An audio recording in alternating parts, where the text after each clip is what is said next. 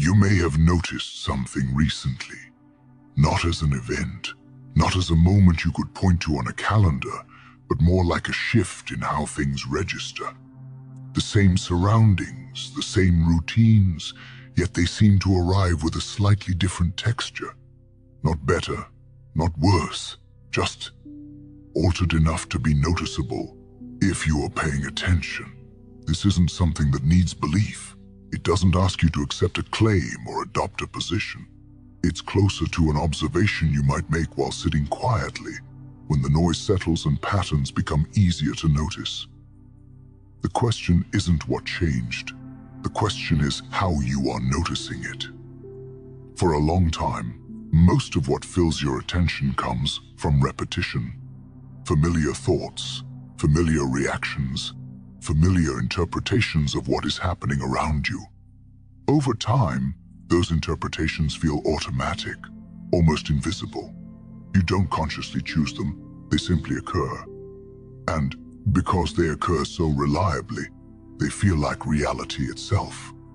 But occasionally, something interrupts that automatic flow. Not dramatically, not loudly. It can feel like a pause between thoughts, or a moment where your usual reaction doesn't arrive as quickly as it normally would.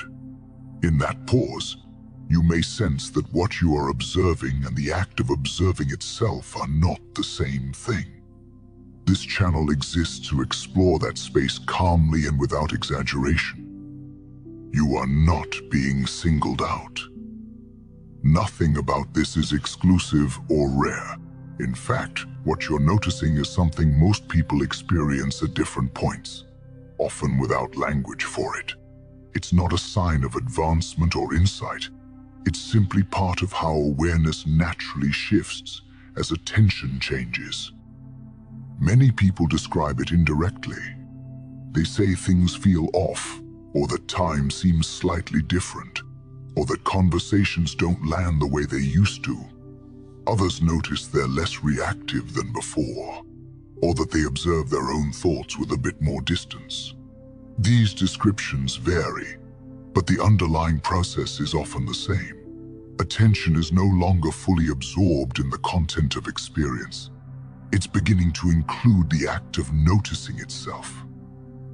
This is where the idea of frequency often enters the conversation, though it's frequently misunderstood. Frequency in this context isn't something mystical or energetic in the dramatic sense. It's a way of describing patterns of attention over time. What you repeatedly notice, what you habitually respond to, and what you ignore altogether create a kind of rhythm. Not a vibration you need to raise or change, but a pattern you can observe. When attention is narrowly focused, experience feels dense and immediate. Thoughts feel urgent.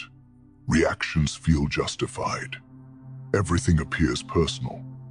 As attention widens even slightly, those same experiences don't disappear, but their grip loosens. You still think, you still feel, but you also notice that you are thinking and feeling. This noticing doesn't make you calmer by force. It doesn't promise clarity or improvement. Sometimes it actually reveals how restless the mind normally is. That, too, is part of the observation. You might notice it during ordinary moments, standing in line, washing dishes, listening to someone speak while simultaneously noticing your own internal commentary about what they're saying. There's no need to change that commentary. The noticing itself is the shift. What's important here is not to frame this as progress.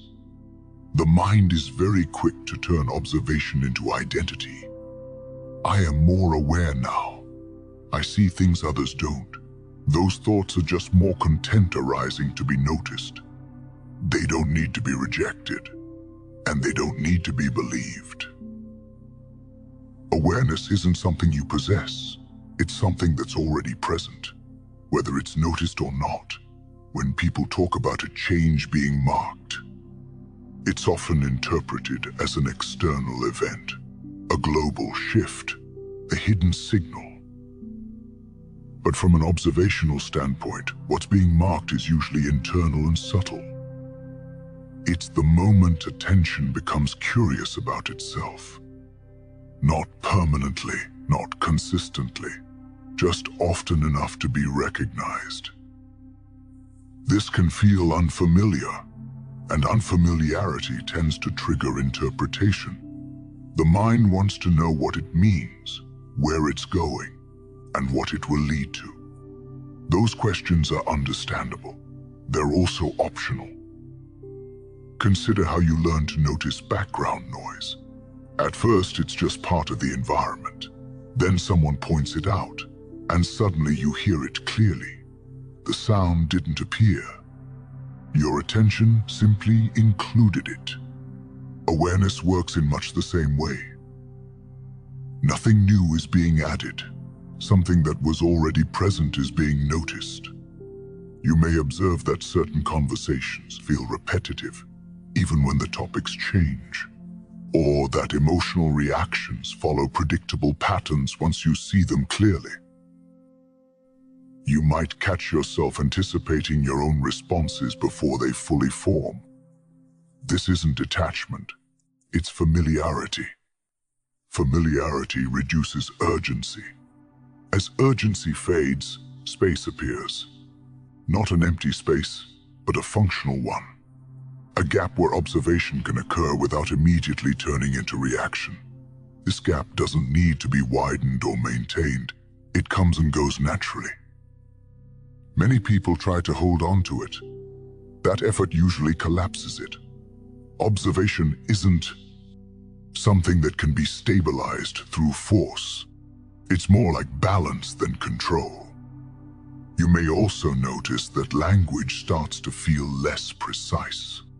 Words like meaning, purpose, or direction can feel heavy, as if they're pointing towards something that doesn't quite exist in the way they imply. This isn't confusion, it's sensitivity to abstraction. Direct experience rarely fits neatly into concepts. This doesn't mean concepts are useless. They're tools, but tools work best when you remember they are not the thing they describe.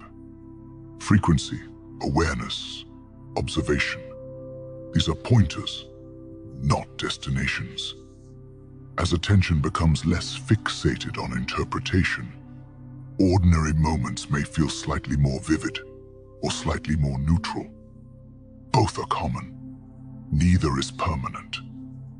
The key word here is notice, not analyze, not improve. Just notice.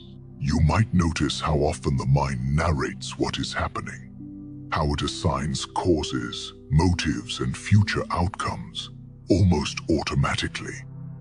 That narration is not a problem to solve. It's an activity to observe.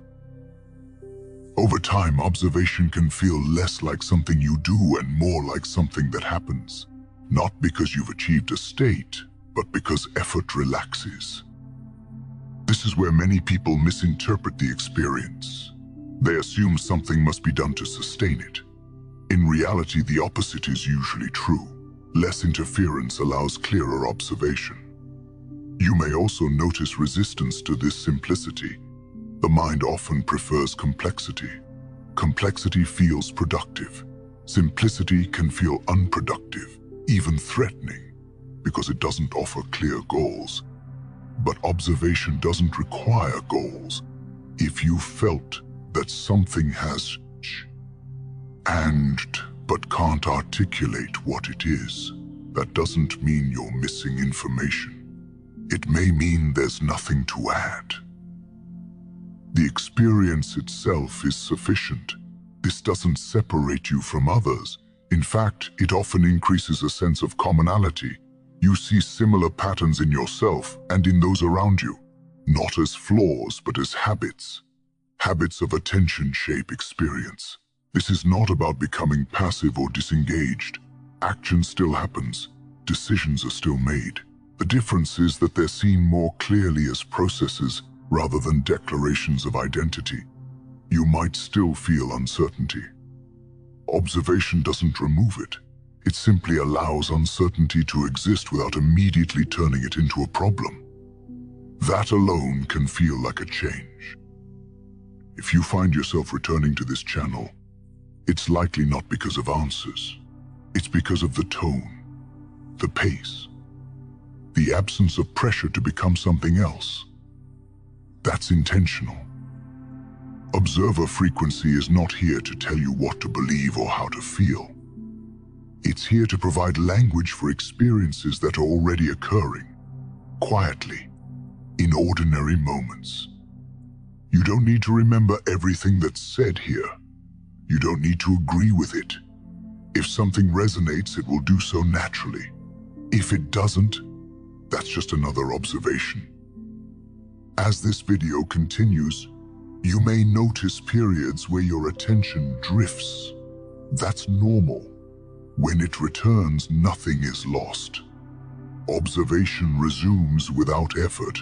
There is no conclusion being built toward, no final understanding that will be delivered. This isn't a story with a reveal. It's more like a landscape you pass through, noticing different features depending on where your attention rests. If there is an open loop here, it's simply this. Observation deepens not by adding more content, but by noticing what's already present. How that unfolds is not predictable, and it doesn't need to be. If you choose to stay with this channel, consider it a place to return to when you want language that doesn't rush you, and ideas that don't demand adoption. Subscribing isn't a commitment to a path. It's just a way to keep the conversation available. And when this video ends, nothing needs to change. You can continue with your day exactly as it is, perhaps noticing one small detail you might have overlooked before, or not noticing anything at all. Both are fine. The observer doesn't need to be convinced, it only needs to notice.